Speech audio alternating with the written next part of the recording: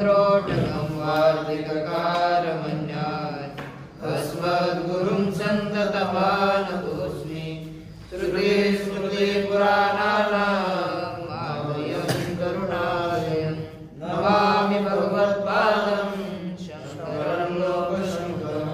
शङ्करं शङ्कराचार्यं केशवं बादरायणं सूत्रभाष्यकृतो वन्दे भगवन्तो पुनः पुनः। ईश्वरो गुरुरात्मेति मूर्तिभेदविभागिने व्योमव्याप्तदेहाय दक्षिणामूर्तये नमः। ॐ भद्रं कर्णेभिः शृणुयाम देवाः भद्रं पश्येमाक्षवीर्यजत्राः स्थिरैरङ्गैः सुष्ठुवागुंसस्तनूभिर्व्यसेम देवहितं यदायुः। स्वस्ति न इन्द्रो वृद्धस्रवः स्वस्ति न पूषा विश्ववेदाः स्वस्ति न सार्क्ष्यो अरिष्टनेमिः स्वस्ति नो बृहस्पतिर्दधातु। ॐ शान्ति शान्ति शान्तिः।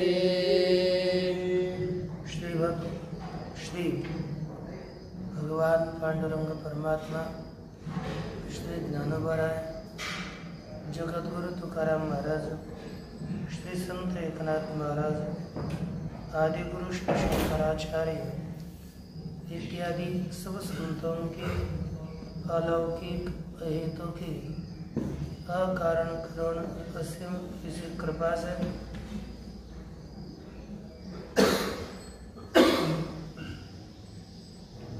मांडव्य उपनिषद के तृतीय अद्वैताख्य प्रकरण में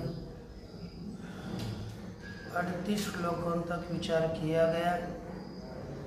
पूर्व श्लोक में परमात्मा में ब्रह्म में ग्रहण और त्याग ये दोनों भी संभव नहीं है, यह निर्दिष्ट हुआ।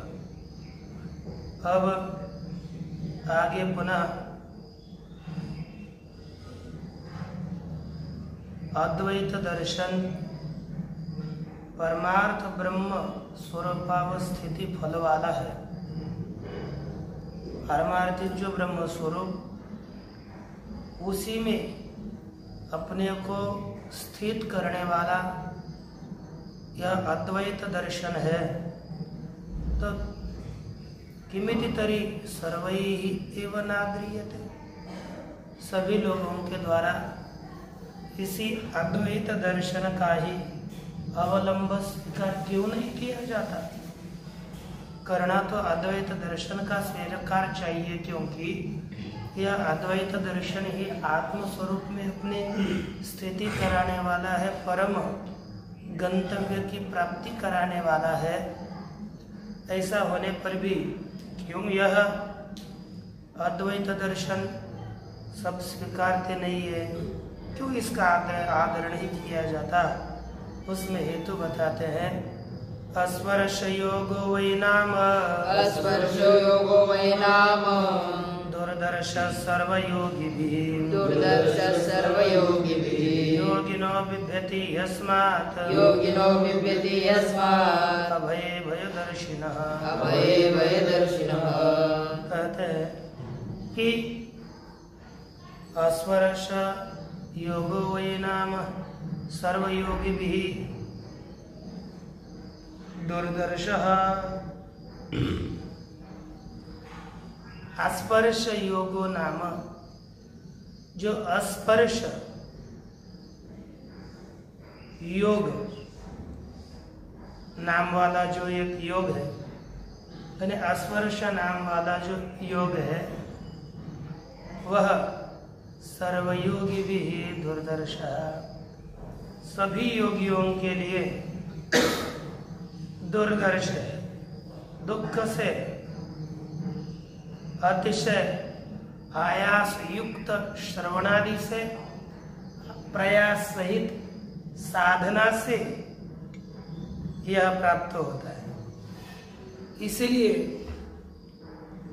यह योग दुर्दर्श बताया गया। ऐसा बताया गया है। दुर्दर्शन दुर्दर्श यह योग है। योगिनो बिभ्यति अस्मात् भयदर्शिना। इस क्योंकि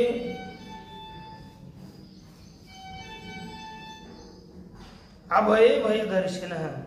अभय ऐसा जो आत्म तत्व है उसमें भी भय देखने वाले योगी डरते हैं। किसी को अभय में भी भय दिखता है तो इसलिए इस अभय में भय को देखने वाले योगी इस योग से डरते हैं। अब आगे देखिए भाष्य। यदुक्तम तत्वज्ञानम स्वरूपावस्थान फलकम इति तद अंगीकरोति। जो कहा तत्वज्ञान स्वरूपावस्थिति फल वाला है, अर्थात तत्वज्ञान अपने आप को ब्रह्म स्वरूप में आत्म स्वरूप में स्थित करता है, यह जो निश्चित है उसी को स्वीकार करते हुए कहते हैं यद्यपि इदम इत्थम परमार्थ तत्वम तथापि तस्मिन् केचित् मुह्यन्ति इति आह। कहा कि यद्यपि इदम इत्थम परमार्थ तत्वम, यह ऐसा ही, इदम अर्थात यह ऐसा ही है। ऐसा परमार्थ तत्वम ब्रह्म इदम प्रत्यभूतम इत्थम, ये जो ऐसा यह परमार्थ तत्व है वह इत्थम प्रागुप्त परिपाट्य कूटस्थ सच्चिदानंदात्मकम, पूर्व में बताए हुए परिपाठी से मार्ग से कूटस्थ सच्चिदानंदात्मकम, यह आत्मतत्व कूटस्थ है, सच्चिदानंद रूप है। यह ऐसा यद्यपि है तो भी यद्यपि तत्वज्ञानात् प्राप्यते, और यह यद्यपि तत्वज्ञान से प्राप्त होता है। इसके प्राप्ति के लिए तत्वज्ञान चाहिए। तथापि मूढ़ास्तन्निष्ठाः न भवन्ति विशेषः, लेकिन मूढ़ होते हैं वह तत्वज्ञान निष्ठ नहीं होते। ब्रह्म तत्व अपना आत्म स्वरूप है, वह तत्वज्ञान से प्राप्त होता है। यह यद्यपि सत्य है तो भी मूढ़ लोग इस तत्वज्ञान में निष्ठ नहीं होते। तत्वज्ञान की प्राप्ति के लिए इन्होंने प्रयास करना चाहिए लेकिन नहीं करते, क्योंकि ये है मूढ़। यह ननवरे की एक नवम अध्याय में ये बताया, ऐसा आगवाचे सुरवाडू आहे तरी जनाहाती केवी उरवला आहे, हा शंकेचा ठाव किर होय परी न धरावी तुवा। यदि ऐसा सबके लिए सुलभ है तो अर्थात यह अतिशय सफल है, तो यह सब लोगों के हाथों से क्यों अलग सब लोग इसको प्राप्त क्यों नहीं करते। लेकिन कहते कि ऐसी शंका नहीं करनी चाहिए। इसका एक कारण है अश्रद्ध दाना पुरुषा धर्म शास्त्र परंतप अप्राप्य माम निवर्तन्ते मृत्यु संसार वर्तमने।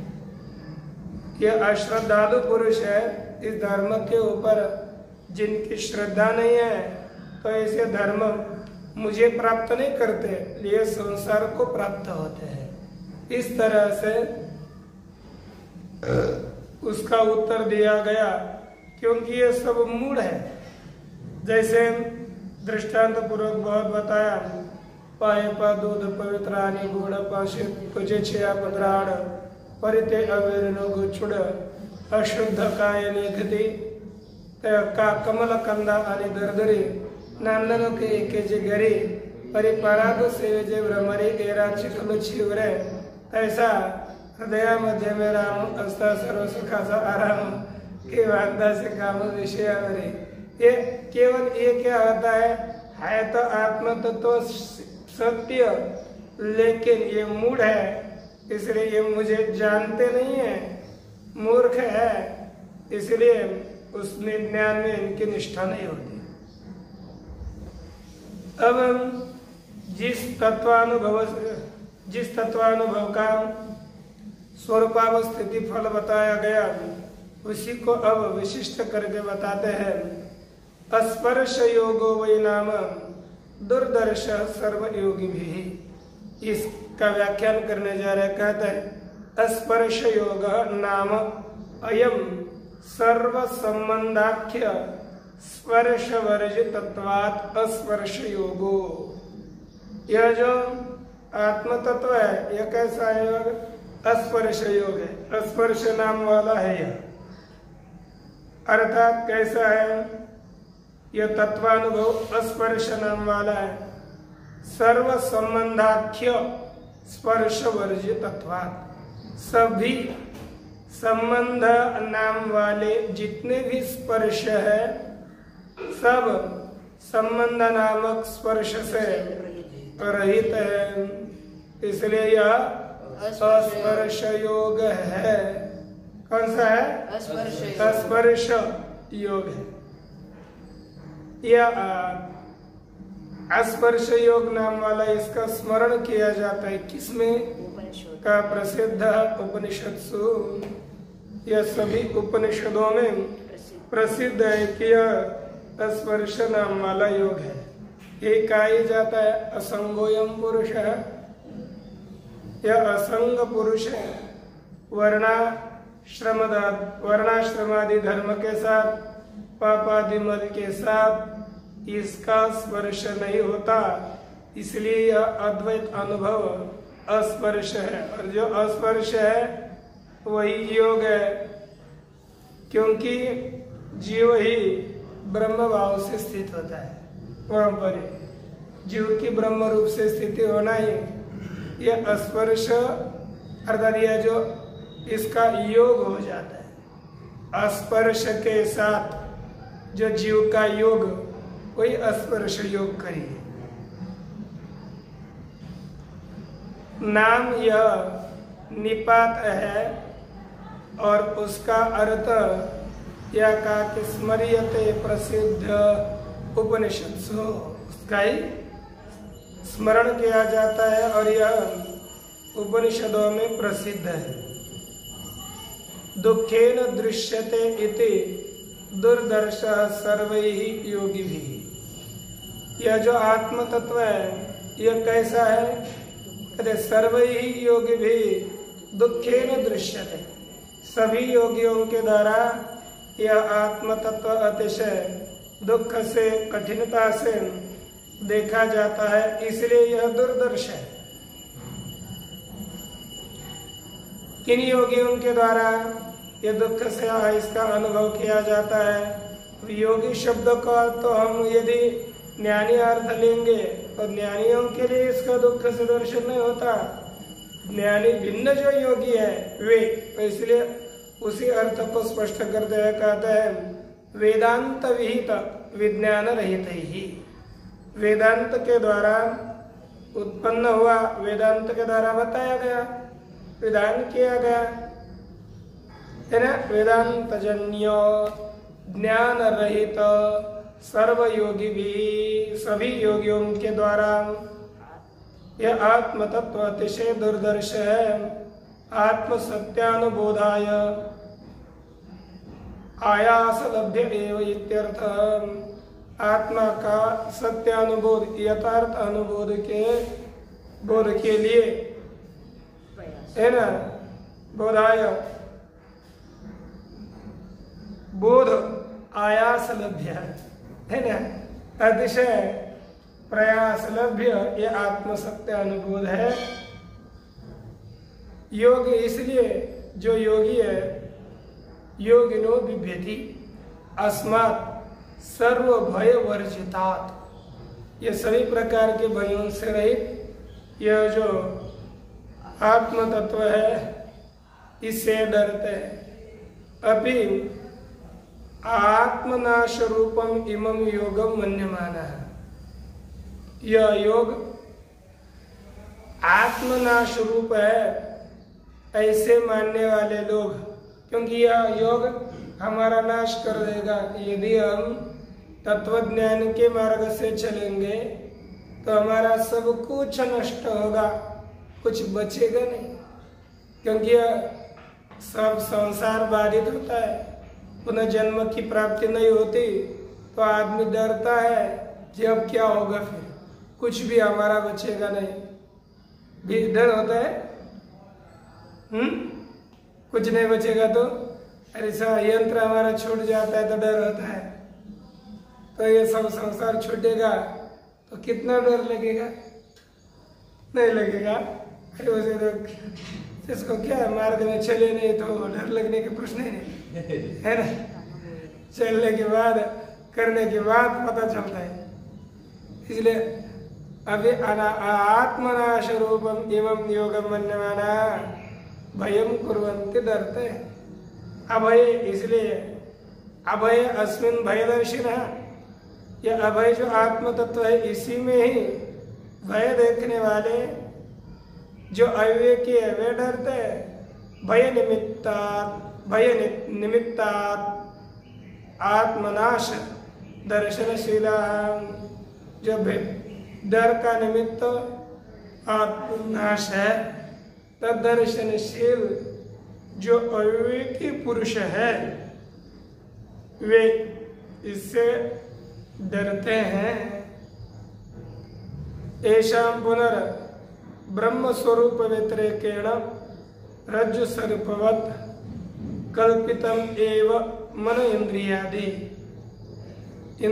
च न परमार्थतो विद्यते तेषां ब्रह्म स्वरूपाणाम् अभयम मोक्षाख्या चाक्षया शांति स्वभावतः है। कहते एषां पुनर् ब्रह्म स्वरूप व्यतिरेक, अच्छा इनमें तो सीधा नीचे चला गया। अब इस तरह से ये भय किससे होता है इसका निरूपण किया गया। अब जो उत्तम दृष्टि वाले लोग हैं उनको अद्वैत दर्शनम और अद्वैत दृष्टि फलम च मनोविरोधम उक्त्वा, यह अद्वैत दर्शन और अद्वैत ज्ञान का फल, यह सब कुछ ये मनो और मनोनिरोध बता फलक, अद्वैत दृष्टि फल वाला मनोनिरोध बता करके जो मंद दृष्टि वाले हैं मनोनिरोधाधीनम आत्मदर्शनम उपन्यस्यते, उनके लिए आत्मदर्शन किसके अधीन होता है? मनोनिरोध के अधीन। जब तक मन का निरोध नहीं होता तब तक आत्मदर्शन की प्राप्ति नहीं होती। यह प्रस्तुत में बताते हैं। तो देखिए, मनसो निग्रहायत्तम अभयं सर्वयोगिनां दुःखक्षय प्रबोधश्च अप्यक्षया शान्तिरेव च।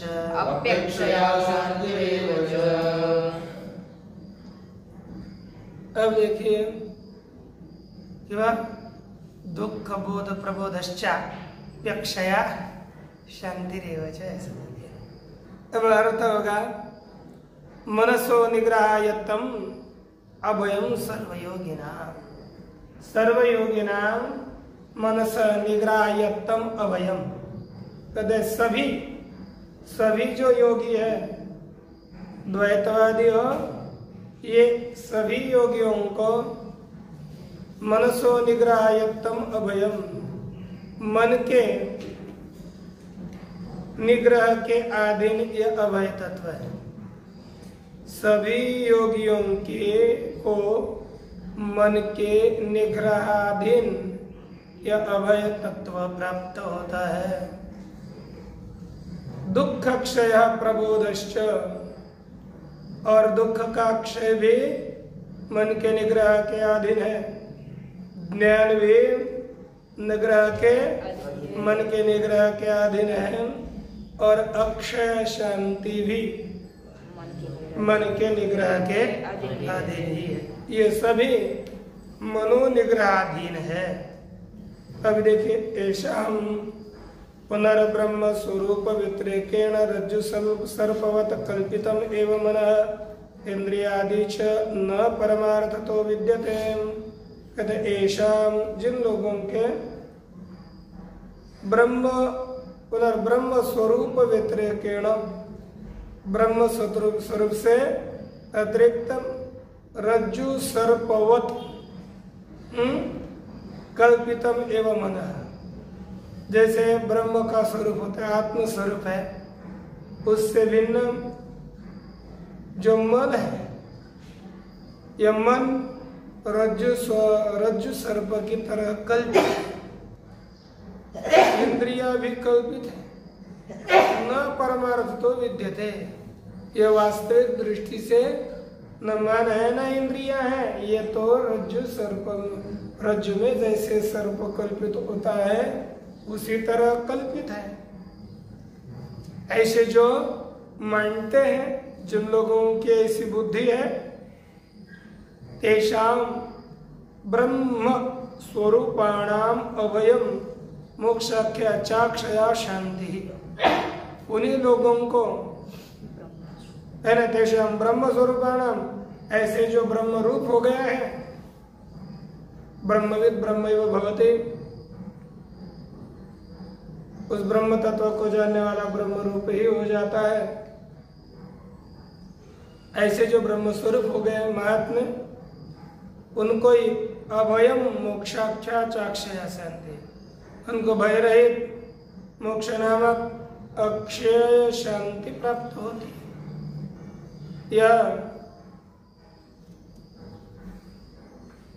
यह निश्चित है। स्वभावतः एव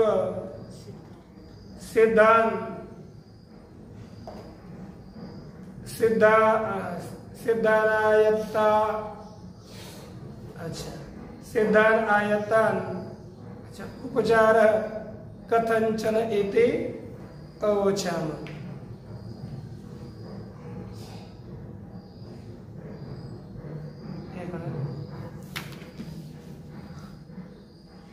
स्वभावतः सिद्धा, यह शांति स्वभावतः ही सिद्ध है। न अन्यायता, यह दूसरों के अधीन नहीं है, मनोनिरोधाधीन नहीं है। मन को यदि हम एकाग्र करेंगे तभी यह शांति प्राप्त होगी, ऐसी बात नहीं। अनित्य शांति है। किसको? यह मन इंद्रियादि इन सबको जो मिथ्या मानता है, कल्पित मानता है, उनको यह शांति स्वाभाविक है। इसलिए इससे पीछे बताया नोपचार कथंचन, उसके लिए कोई भी उपचार नहीं लगता, कोई भी साधन उसके लिए अपेक्षित नहीं है। लेकिन जो मंद दृष्टि वाले, मध्यम दृष्टि वाले, वे तो सब जगत को मिथ्या तो नहीं मानते। जो सत्य जगत को मानते हैं उनके लिए यह अन्याधीन है, अन्याधीन नहीं, ऐसी बात नहीं। अगर ए तू अतः अन्य, एक पर तू अर्थात परंतु जो लोग इससे भिन्न है, योगिना अन्य योगिना मार्गगा, जो कर्मानुष्ठानुयायी है। वेद में बताया गया जो उपासनाएं हैं, उन उपासनाओं का अनुसरण करने वाले, हीन दृष्टि वाले अथवा मंद मध्यम दृष्टि वाले, मध्यम हीन दृष्टि वाले ये कर्म मार्ग का अनुसरण करते हैं। मध्यम दृष्टि वाले जो उपासना वेदांतर्गत जो उपासना उनका अनुष्ठान करने वाले, ऐसे सभी योगी मन अन्यत आत्म व्यतिरिक्तम, ये मन आत्मा से अतिरिक्त है, ऐसे मानते हैं। और कैसा है? किसका है? आत्म संबंधी, आत्मा से अतिरिक्त आत्म संबंधी मन है, ऐसे देखते हो देखने वाले जो लोग हैं, तेषा मोक्ष फलम आह, उनको मोक्ष फल बताते हैं मनस इति। लेकिन कब होता है? मनसो निग्रहात्। ये सभी मनसो निग्रहयुक्त है, मन के निग्रह के अधीन ही उनको मोक्ष का फल मिलता है। जो मध्य और मंद अधिकारी, इन दृष्टि वाले अधिकारी है, उनको मन का निग्रह करना पड़ता है। जो जगत को पूर्ण मिथ्या मानते, मिथ्या दृष्टि में आरूढ़ हो चुके हैं, उनको इसके लिए कोई प्रयास की अपेक्षा नहीं है। तेषाम आत्म सत्यानुबोध रहितानाम, ऐसे आत्म सत्य है, ऐसे बोध रहित आत्मा ही सत्य है, ऐसे ज्ञान से रहित वे जो मनुष्य है, उनको मनसो निग्रहयत्तम अभयम सर्वेशम योगिनाम, ऐसे सभी योगियों को यह अभय तत्व मनसो निग्रहयत्तम, मन के निग्रहाधीन है। किंच दुख क्षयोपि, और दुखों का क्षय नाश भी मन के निग्रहाधीन ही है। नहीं आत्म संबंधी मन से संबंधिनी मनसी प्रचलित दुख क्षयो अस्ति अविवेकी नाम। कहते हैं कि जो अविवेकी लोग हैं, उन लोगों को आत्म संबंधिनी मनसी प्रचलित, आत्म संबंधी मन प्रचलित चंचल होने पर दुख क्षयो न अस्ति, दुख का क्षय नहीं होता है। किंच आत्म प्रबोधोपि मनोनिग्रहायत्त एवं, और आत्म प्रबोध भी, ये जो आत्मज्ञान है वह भी मनोनिग्रहायत्त एवं, मन के निग्रहाधीन ही है।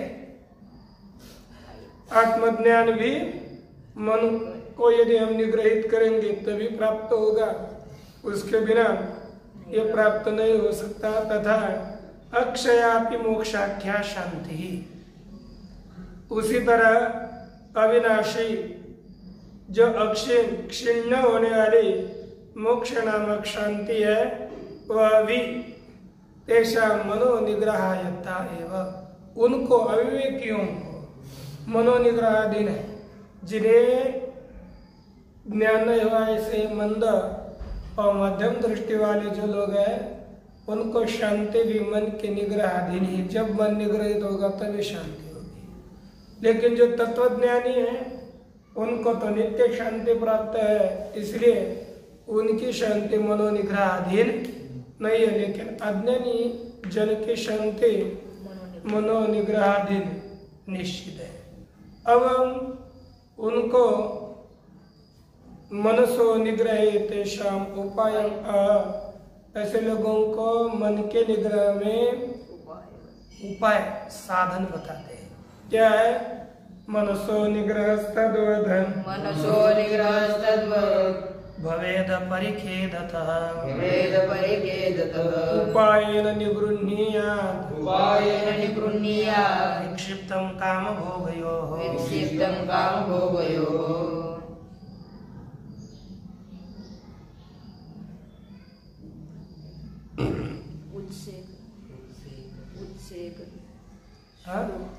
आधा आधा पड़ा है श्लोक। ओ मैं आगे श्लोक बोला, देखिए फिर पीछे उत्सेक उदधैर्यद्वत्, उत्सेक उदधैर्यद्वत् कोशाग्रेण एकबिन्दुना, कोशाग्रेण एकबिन्दुना मनसो निग्रहस्तद्वत्, मनसो निग्रहस्तद्वत् भवेद परिखेदतः, भवेद परिखेदतः। कोई मुझे अर्थ लगाते समय विचित्र लग रहा था, यह अन्वय कैसे करे, विचित्र लगा। फिर तो देखिए, कहते कि यथा यद्वत्, कुशाग्रेण एक बिंदुना उदधेः उत्सेक तद्वत् अपरिच्छेदता मनसो निग्रह भवे। दृष्टांत दिया, जैसे कुशाग्रेण एक बिंदुना, किसी को लगा कि मैं अब समुद्र को सूख डालूंगा और वो क्या करता है, कुश होती है ना,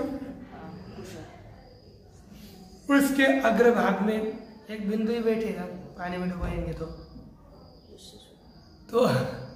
एक कुशाग्र के, जिस तरह कुशाग्र के एक बिंदु के द्वारा समुद्र को कोई सूख डाले, कुशाग्र से जितना बिंदु निकलेगा उससे पानी निकालते निकालते,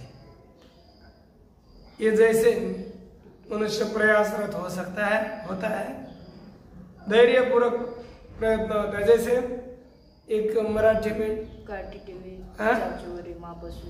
सागरी है ना, काटिटिभू सांसोरी मापस्वे सागरी मीन्यन तो त्या परिप्रवृत्ति एथा। ऐसे बताया कि जैसे तितली होती है वह अपने बच्चों के अंडों को बचाने के लिए ये अपने चोंच से एक एक बिंदु निकाल कर बाहर निकालने का प्रयास करती है और नारद आदियों के कथन से पुनः वो अपने अंडों को प्राप्त कर लेती है। अर्थात अंडों को सुखाते, समुद्र को सुखाने का फल उसे मिल गया क्या? वो जैसे जिस तरह प्रयास करते थे उसी तरह जो कुशाग्र के एक, जिस तरह कुशाग्र के एक बिंदु से उदधि का सुखाना होता है, उसी तरह तद्वत अपरिच्छेदतः मनसा निग्रह भवेत्। खेद रहित होने से मन का निग्रह हो सकता है, होता है। खेद रहित होने पर मन का निग्रह होता है। तो देखिए आगे, मनसो निग्रहे तेषाम उपायम आह। मन के निग्रह में उनको उपाय बताया। मनो निग्रह होपि तेषाम उदधे कुशाग्रेण एक बिंदुसेचनेन शोषण व्यवसायवत्। ये कैसे इनका मनोनिग्रह होगा? इस तरह से लगना चाहिए जैसे कोई, उनका मनोनिग्रह कब होगा? उदधे कुशाग्रेण एक बिंदु, समुद्र का है ना, जो कुशाग्र में स्थित जो एक बिंदु है उसके द्वारा उत्सेचन, उसको एक एक वो बिंदु निकाल कर बाहर डालने से, जैसे हम समुद्र के शोषण का व्यवसाय करते हैं, समुद्र को सुखाने का प्रयास होता है, उसी तरह व्यवसायवताम, जो व्यवसाय युक्त है,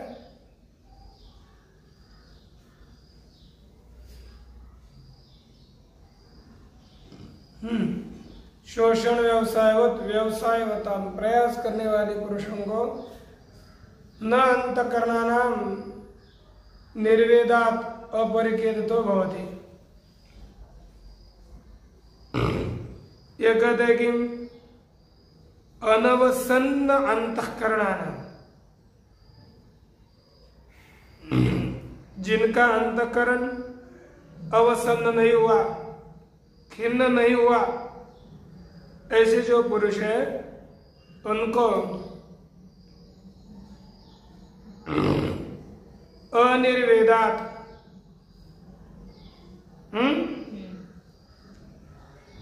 अनिर्वेदात अर्थात वैराग्य न होने से अपरिच्छेदित,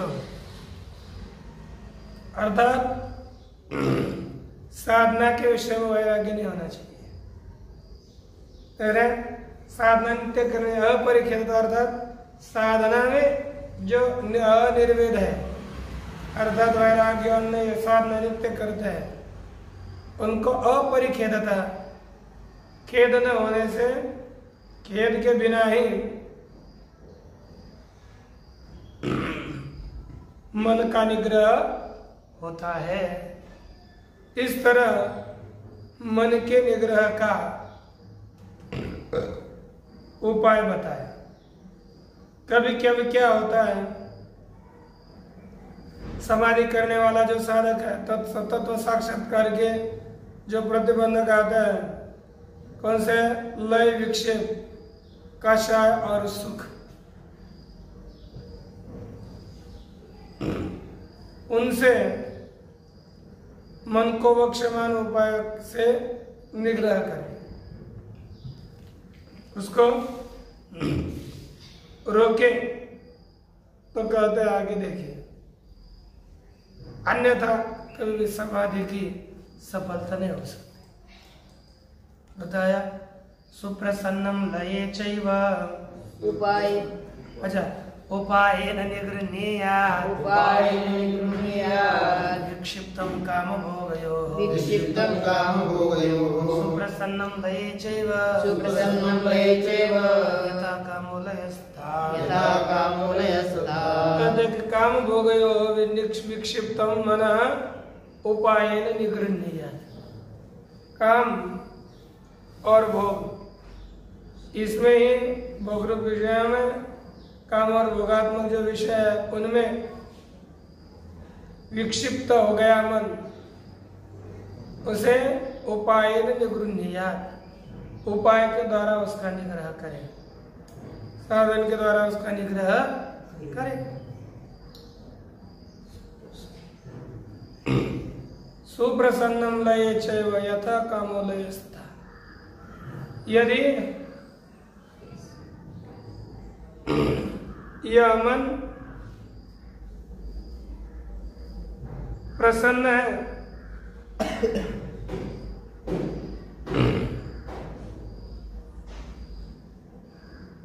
यथा कामो लयस्तथा, जिस तरह से कामना होती है उसी तरह लय भी होता है।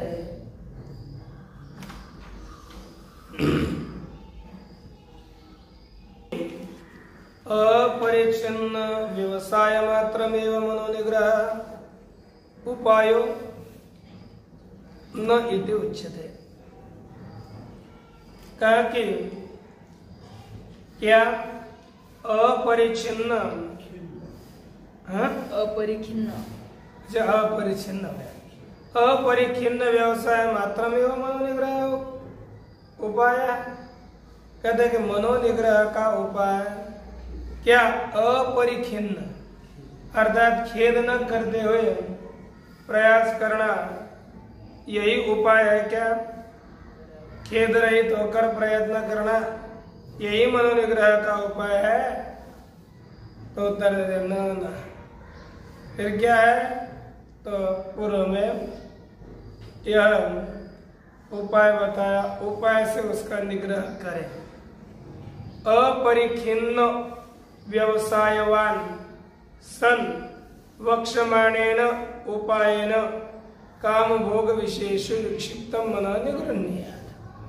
कहा कि अपरिखिन्न व्यवसायवान निश्चय वाला होता हुआ वक्षमाणेन उपायेन आगे बताए जाने वाले उपाय से काम भोग विशेष विक्षिप्तम मन निगृह्णीयात्। काम भोग विषयों में विक्षिप्त जो मन है उसका निग्रह करे। निरुन्ध्यात् आत्मनि एव इत्यर्थ, इसी को आत्म स्वरूप में इसका निरोध करे। किंच और लियते अस्मिन् इति सुषुप्तौ सुषुप्तालयः, जिसमें लीन होता है उसे कहता है लय। तस्मिन् लये च, उस लय में सुप्रसन्नम आयास वर्जितम, अतिशय प्रसन्न प्रयास रहित,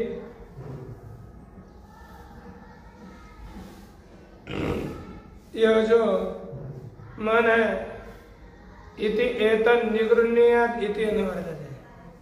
ये मन का निग्रह करे। तो कहते हैं सुप्रसन्नम चेत कस्मात् निगृह्यते, यदि मन पहले प्रसन्न है तो उसका निग्रह क्यों किया जाता है? तो उत्तर देते हैं उच्यते यस्मात् यथा कामो अनर्थ है तो तथा लयोपि। क्योंकि क्या होता है ना, मन को लीन न होने दे। जैसे आप बैठे बैठे ही मन लीन होता है, मन को लीन नहीं होने देना चाहिए। क्योंकि जैसे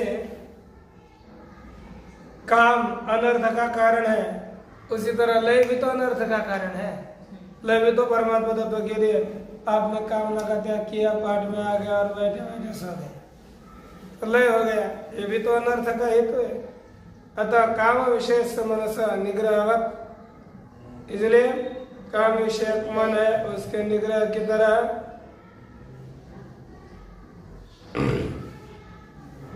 लयाद अपि निरोधव्यम, अर्थात कामना से मन को ऐसे ऐसे निग्रह करना है, वैसे लय से भी मन का निग्रह करना अवश्य ही है।